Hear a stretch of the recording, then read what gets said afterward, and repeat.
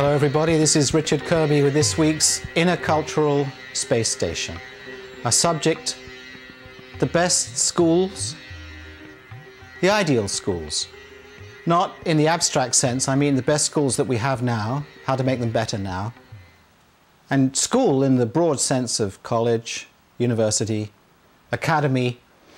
We have with us today an expert on the practical philosophy of education, Dr. Arthur Ellis from Seattle Pacific University, a friend and colleague, a best-selling author on educational innovation and school curriculum development, a man with whom I've long discussed the question, is the philosophy of education something given and final, or is it itself a field that has its own ideals? Dr. Ellis, could you tell us a bit about the philosophy of education? What is it?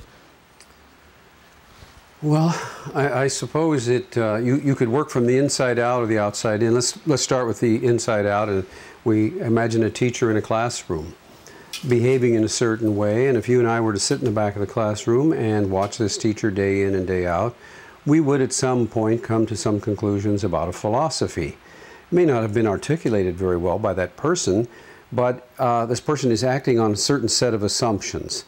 What those assumptions are becomes clear, at least a pragmatist would say, in action. So what he or she knows, feels, thinks, believes, takes the form of action. And we see it with the students. So the philosophy of education is a kind of study of educational practice, or praxis as some people like to call it. Yes, it can be that. I suppose from the outside in, it's much more theoretical. And we have people like Plato, Rousseau, Quintilian, others who have didn't do a great deal of direct teaching themselves, but did a great deal of thinking about the ideal and what form education ought to take. Form and content and method and structure, and even things like classroom design, presumably. And whether there ought to be a classroom even. Yes. So a question like, for example, whether virtual education will satisfy all a student's needs. That's a question that's both theoretical and practical, isn't it?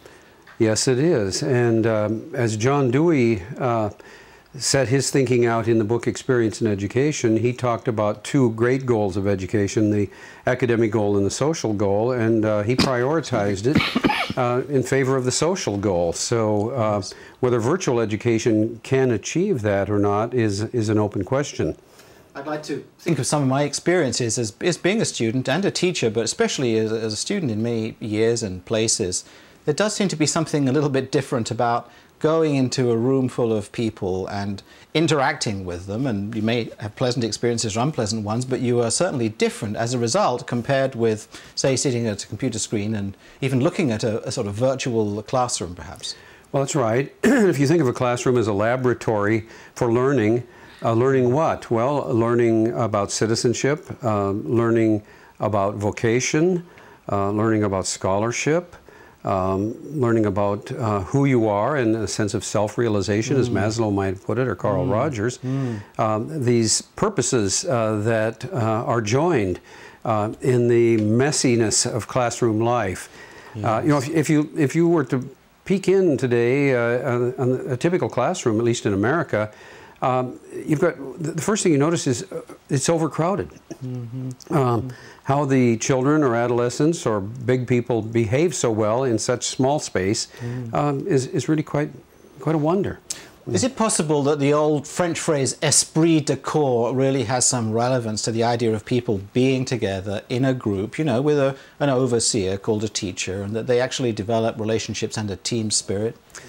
Well, I think so, and as you read Durkheim, you become convinced of that. He makes quite a case for transcendence, for having experiences that go beyond any kind of experience the individual could have, becoming part of something that you can't quite put your finger on, but that you don't want to miss out on.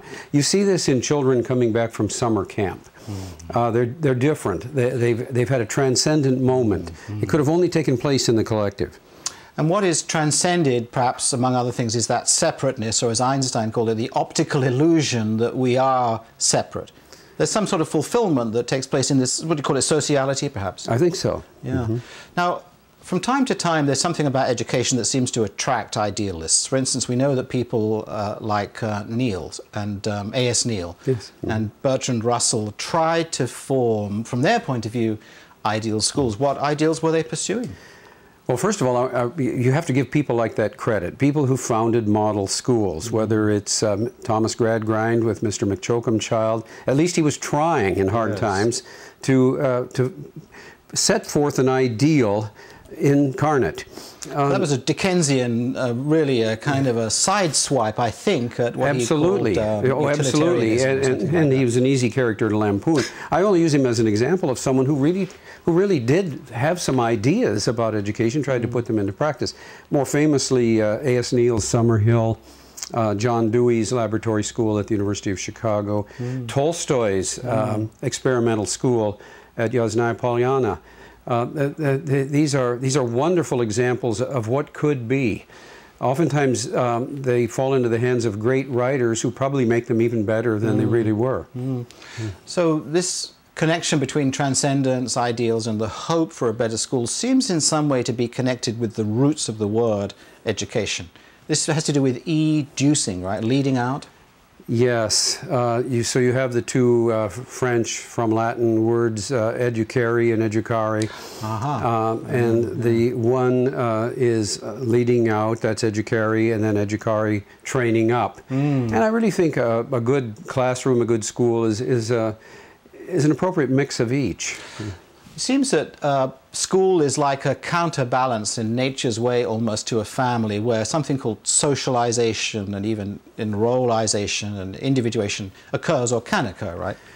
Yes, and particularly one finds in the progressive movement a suspicion of the home and the family that it doesn't carry out the job as well as it ought to, at least in many cases.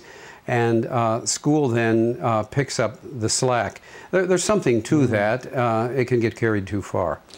So what we have is an odd situation in a sense where if there are difficulties in the home, or if a child is taught, as unfortunately is so often the case, let's say that lying is an expedient necessity of life, and this is then taken into the classroom, it collides, we think, with values that we hope are being presented by the school as a whole. So there is some kind of collision there, I think. There is, and that's the compensatory function, so-called, of education, is to compensate for deficiencies. It's a slippery slope.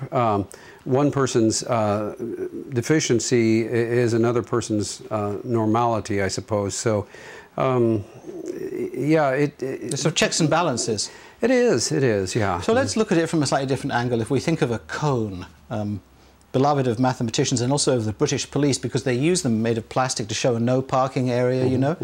If we think of a cone as where mathematics and morals meet, as Immanuel Kant would say, the base of the cone, of course, by definition is a circle, and at the top of it is an apex, which is also a gateway, perhaps. Yeah.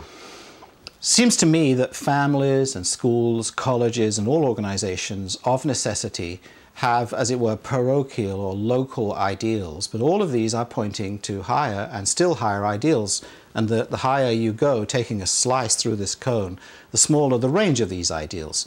For example, at the root, every one of them has to some degree to embrace honesty and truth, otherwise they'd soon go out of business, because it would be self-negating.